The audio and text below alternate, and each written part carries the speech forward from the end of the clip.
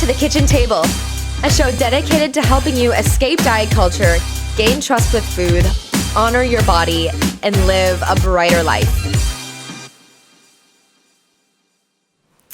Hello, and welcome back to The Kitchen Table. I am so glad you're here. I'm your host, Alicia Brown, an anti-diet registered dietitian nutritionist. And hey, happy Monday. Let me officially welcome you into hopefully what is a great work week. I was just talking with my husband and he was saying it's kind of a long stretch between Labor Day and Thanksgiving break. And so if you're feeling like you need a break, if you're feeling like even though the days are getting shorter as far as daylight, if you feel like they're getting longer in terms of just like this dragging on of time right now, if you're feeling that, or if you're feeling kind of anxious, maybe about multiple things right now. There's so many things to feel maybe anxious or maybe frustrated about in regards to the coronavirus, and maybe in regards to some work stuff, in regards to the holidays coming up and how they might be looking a little bit different this year. If you're housing any of that anxiety, if you're feeling any contraction in regards to any of that right now, and if it's showing up as food and body stuff, we're here to sift through that with you. That's what the kitchen table is all about. It's actually just like normalizing that experience of contraction and leaning into it so that we can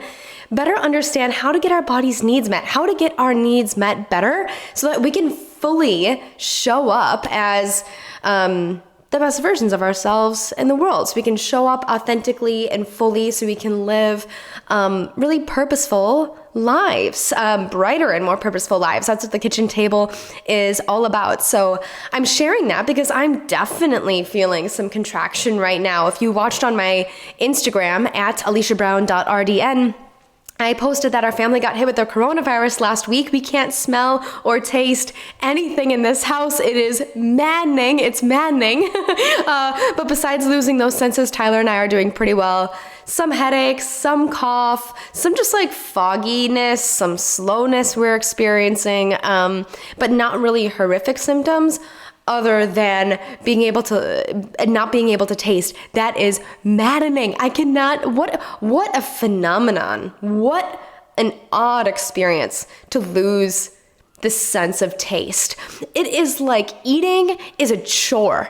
I have to almost like force myself to eat. I'm trying to lean into my hunger cues more to like determine if I'm hungry, but then I'm not really satisfied with any food experience. Nothing sounds good. Of course, nothing tastes good. I can only like feel the texture of food in my mouth and the temperature. So it's totally odd. I don't really know when I'm full, and I'm definitely never satisfied. Removing satisfaction from the experience with food makes intuitive eating so hard because there's no enjoyment of eating, which makes it a chore. And I just want to share that before we start this episode because, gosh, satisfaction is the reason why we eat. And I think that's a lot of intuitive eating talks about satisfaction, but that's something that diets really don't address at all, right? It's just like, it's like a math equation. Just eat this, do this, and eat this much of it at this time, and you'll achieve this result. They don't really address satisfaction. They don't ask you, like, what sounds good to you right now? What sounds satisfying to you right now?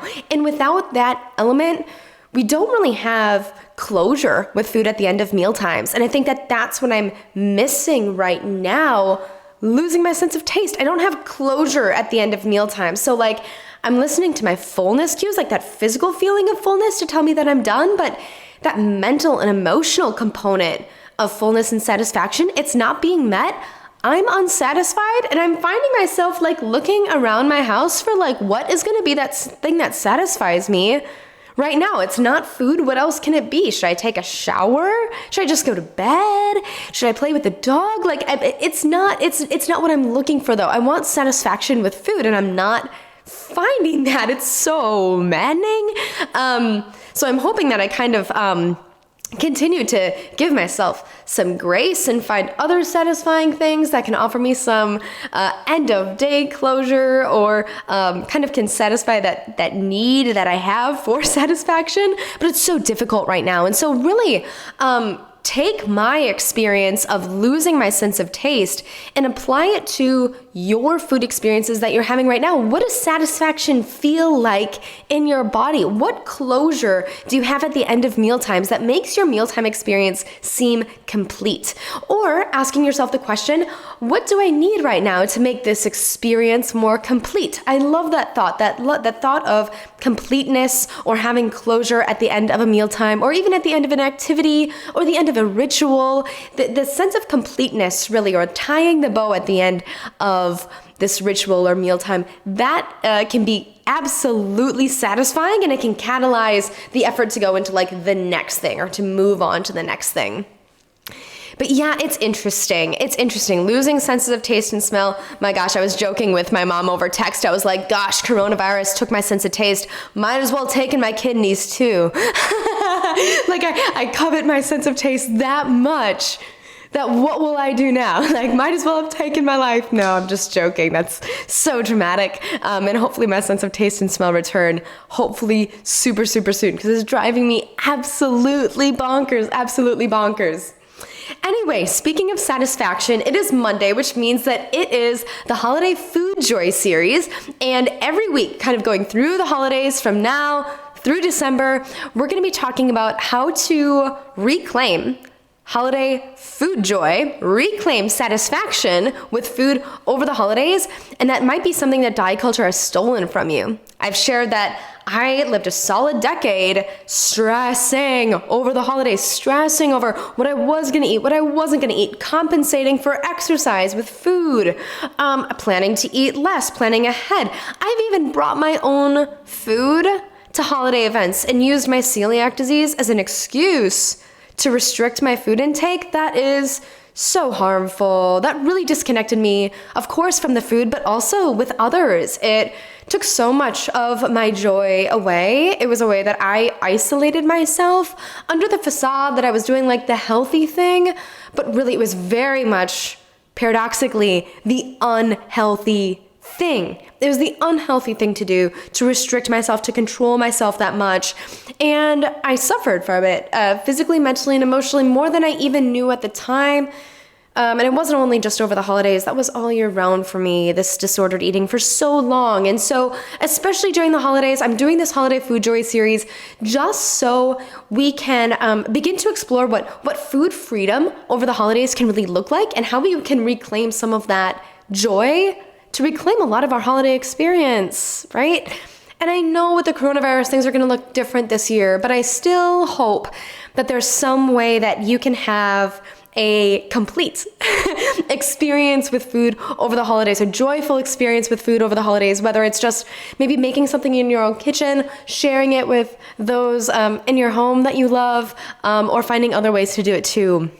So, or bringing food into the home. I guess I didn't think about that too. Going to the grocery store and buying something maybe you don't usually buy, and having it and enjoying it and sharing it and all of the things, and really having a very positive experience with food. That's what I want for you over the holidays. I don't want this holiday season for you, if there's any way to overcome it. But what I don't want is you to feel crippled by food over the holidays, to have food be something that gives you anxiety and stress and weighs you down and steals your joy. I want something that empowers you. I want food to be something that empowers you over the holiday experience. So today what we're going to be talking about is how to eliminate food guilt over the holidays. This is the biggest question that I've gotten. I actually received this question from a friend over Instagram that just said every holiday experience, like not even just like this holiday season, but all throughout the year for holidays for her, she experiences guilt. Whether it be 4th of July or Easter or whatever it is, when there's a holiday and there's these new foods available, there is guilt that follows. And today I want to address that food guilt and provide a solution for it. And I'm going to be doing this in 2 parts. There's one part that's like the rational part, where I'm going to give you some like logic and reason on how to overcome that food guilt. And then also I'm going to have you get into your body and try on some embodiment practice so that you can feel in control, but also not restricting with food, where you can feel confident in making any food choice. But we're gonna like get into the body. So we've got like the thinking part and then the feeling part, okay? So I'm going to go with the thinking part first, because I think that we're all good thinkers. Actually, grander scale, I think that we are as a society, as a whole, like, we go to the logical brain first. We go to the thinking brain first, right? Like, we want to meet logic with logic. We want reason. We want intellect. We want knowledge. We want new insights. We want to meet like head to head. And I think that's even more of a reason why we need to get into the body more, but I'm going to do that second. So, using reason. Diets feel like restricting, eating less, compensating, those unhealthy food behaviors that I was talking about that I engaged in before when I had a very disordered relationship with food. Those are all food rules made up by conditioning that we've kind of assumed by diet culture as a whole. Diet culture prizes thinness. Diet culture says, eat less, move more. Diet culture says, if you eat this way, you can achieve this result. And that result is truly, or generally, achieving a smaller size. It says that if you don't follow these rules, you're doing something bad or wrong, or doing a disservice to yourself. And so when it comes to the holidays and it comes to these new foods and food traditions and, things like holiday cookings or holiday pie or the green bean casserole at Thanksgiving, the diet does not allow wiggle room on that. I should say the diet or clean eating or wellness program initiatives, they don't allow any wiggle room. It's very black and white. It's very dichotomous thinking, you could say. All or nothing, black and white, dichotomous thinking. That's what diets really, really only promote. There's no gray area. It's black or white. And so when it comes to the green bean casserole, the diet or wellness program or clean eating philosophy would say, these are the food rules that we abide by when considering eating green bean casserole. Or, yes, you can have one cookie or just a half of cookie, and maybe you exercise more or compensate in this way or wait to eat or this or that, and then this cookie is permissible. So you can see that with these rules, these are all the conditions that are placed on maybe eating a specific food, or that food itself is just itself deemed good or bad. We put it in buckets. And now when we put them in those good or bad buckets, now they have moral value placed onto them, right? So now that there's some moral value, because now we're talking good and bad. Now we're talking good and bad on food, which makes us good or bad by eating the good or bad thing. So, for example, we could see us, we're eating a salad. A salad is good, we're good. Now, holiday cookies. Cookies, these have sugar, right? Frosting, right? There's no nutrients, whatever, in cookies.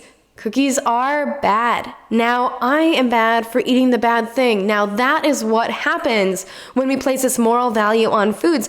This can be so detrimental to our psyche and actually completely inaccurate, right? Because it's just a food. There's no, the food itself, you could say, doesn't have any moral value placed onto it as it is, but we've attached that moral value onto it because of the rules that we've been conditioned to learn by diets and diet culture as a whole.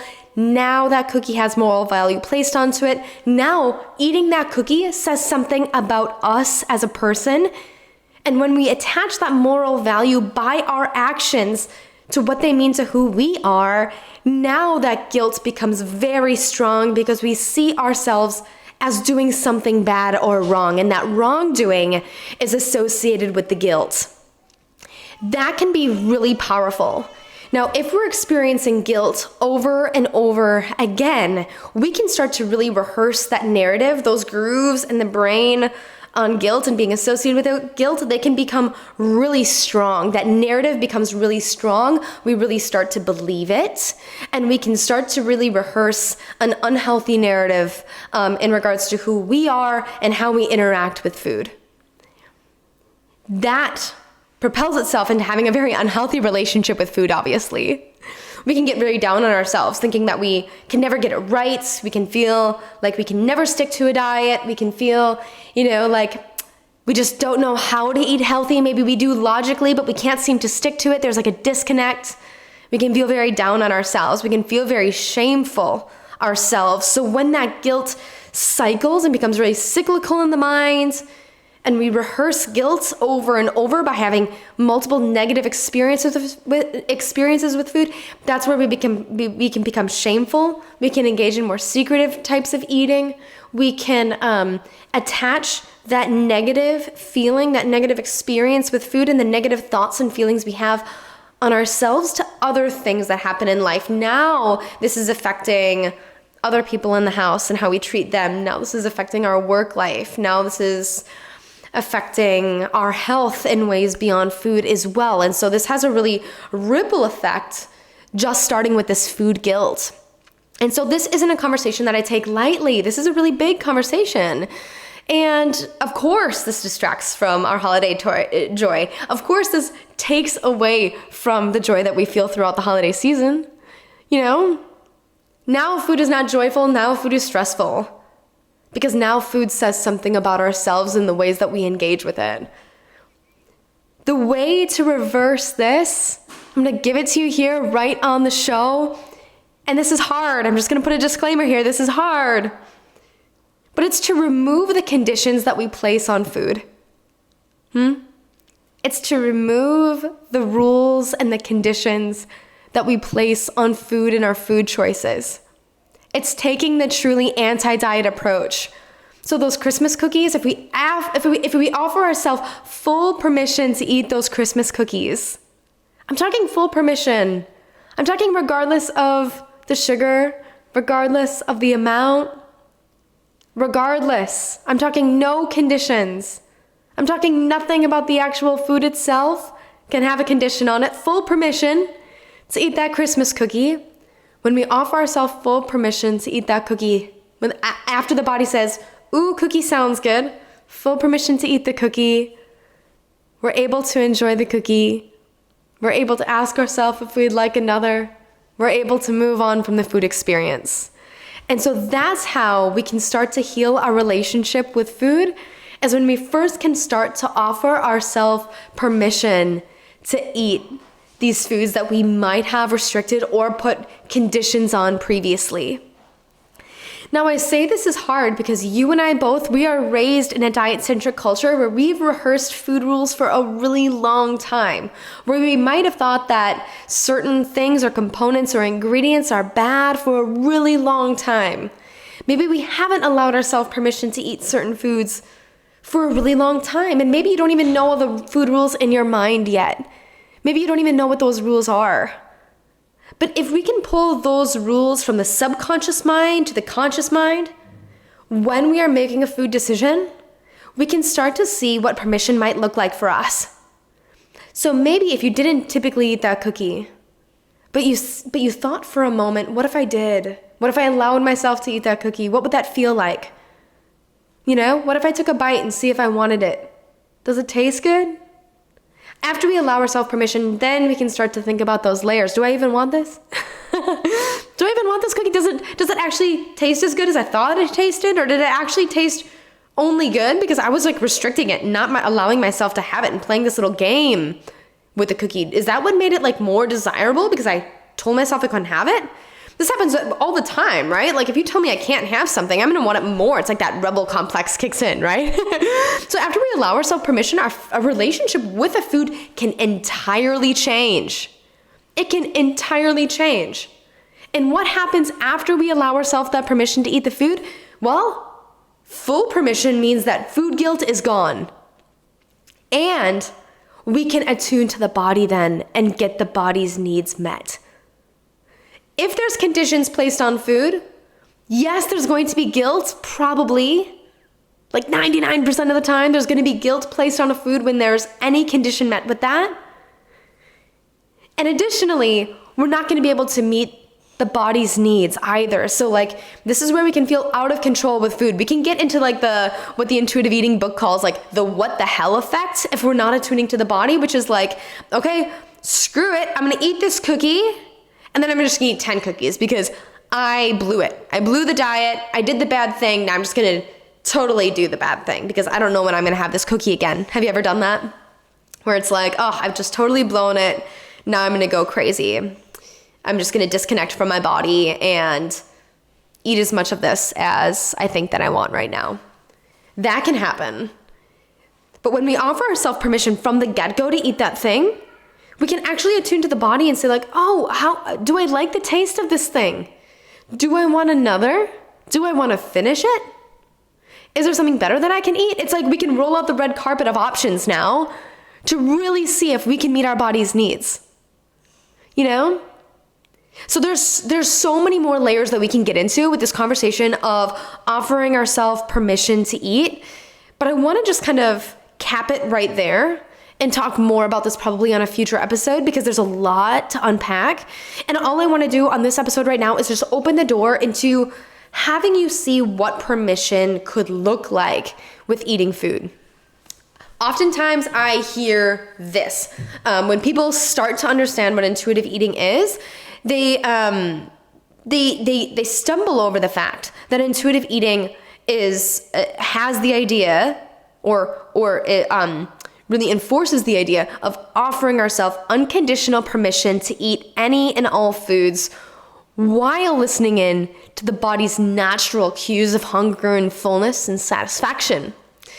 People really get caught up on the idea of unconditional permission. But what if it's not healthy, Alicia? But what if it has this much sugar? What if I have diabetes? What if I'm scared of weight gain? All of these things are very valid thoughts and fears coming to the surface. And on top of that, as we'll continue to talk about on the show and in future episodes, on top of that, listening to the body is still the answer because it can give you the authority, the confidence, and the actual control over food that you're looking for, rather than giving diets that control over food that keeps you trapped, that keeps that guilt from continuing to continue to surface and keeps you disconnected from your body. And so that's what we're going to continue to explore. And that is like the gateway to offering yourself permission to eat foods that you enjoy so that you can begin to discover what life can be like without that food guilt. And here's what happens. When you don't feel guilty over eating foods, then you just move on to the next thing. It's like, oh, I enjoyed that.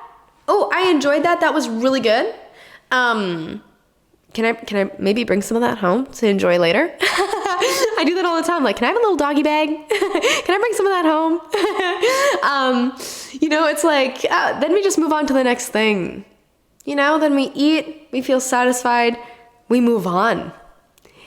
And that's something that I think is the real freedom, that comes with food freedom, is the freedom to feel unbound by food, untethered to food, the freedom to feel like you can live your life beyond obsessing about food and beyond obsessing by your body by an extension. Because here's another thing, the last thing that I'll share is that when we alleviate that food guilt, we can honor the body more too. We can honor the body's signals of fullness and satisfaction because we're not just grasping for the next thing. We're not feeling out of control in the next thing. We can feel confident in our body's direction, in our body's cues that say, thank you for allowing me this thing. I feel satisfied. We can move on. And that's where I want to get into the feeling piece. Because I can meet you on a logical level with a lot of these things, but these are a lot of feeling concepts that we're talking about. Satisfaction is a feeling. Fullness is a feeling. Hunger is a feeling. There's even a feeling associated with the craving of wanting the thing. What does a craving feel like? I encourage you to just explore all of those different sensations in the body as they come up throughout the holiday season. Take a moment to get introspective about your inner experience and about your body's cues over the holiday season. What do these things feel like? Again, we can talk on an intellectual level. I know that you can tell me, describe to me hunger on an intellectual level. I know that you can probably maybe describe a little bit of satisfaction. And that's a really good practice to do, actually, especially if you're an intellectual. maybe jotting down or making some notes for yourself, like, okay, what does hunger actually feel like? It can actually get you to use your logical brain to attune to the body, which is a great gateway. Or otherwise, you can try to eliminate any external stimuli, maybe closing your eyes, sitting, breathing for a moment, and thinking about the body, thinking inward, drawing your attention inward to the body. What does hunger feel like? Am I hungry? Asking yourself that question. What does this craving feel like? And how can I honor that? How can I honor that craving? Diets say dismiss the hunger, distract yourself, deny yourself the things that you want. And actually, intuitive eating is asking you, no, explore that. Get curious about that feeling of hunger. Get curious about that craving. How can we honor that? How can we grant ourselves more permission to eat the thing? How can we sift through all of the rules that we have around that thing to allow ourselves permission to eat that thing so that then we can move on to the next thing?